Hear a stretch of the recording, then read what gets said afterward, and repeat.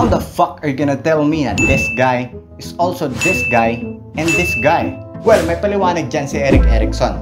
Pagsapit ng adolescent stage o 12 to 18 years old, ang isang tao ay magkakaroon ng conflict na identity versus role confusion, kung saan ang isang tao ay nag-explore ng iba't ibang identity, beliefs, or goals. At kapag muwalpak ay magkakaroon ng confusion. Dito rin nabuo yung term na identity crisis. Fidelity ang virtue na nabubuo sa stage na to.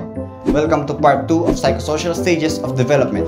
Paano mo naman papaliwanag tong motherfucker na to na single buong buhay niya? Well, you see, pagsapit ng young adulthood o 19 to 29 years old, ang conflict na kinakaharap ng isang tao ay intimacy versus isolation. Kung saan ito ang stage kung saan papasok ng relationship ang isang tao or makakaranas ng isolation or loneliness kapag hindi. No wonder ito yung pinakamadramang parte ng buhay natin. Love ang virtue na magde-develop sa stage na to.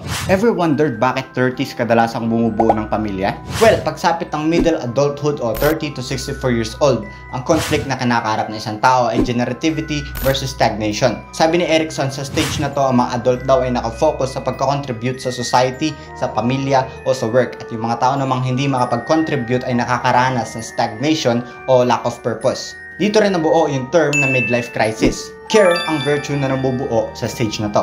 Sabi ng prof ko, yung matatanda daw na masusungit nakakaranas ng despair.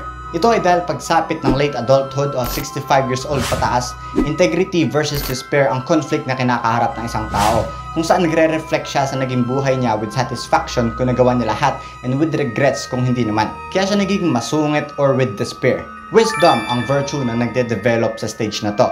Erik Erikson, kung nanonood ka man, saludo ako sa'yo.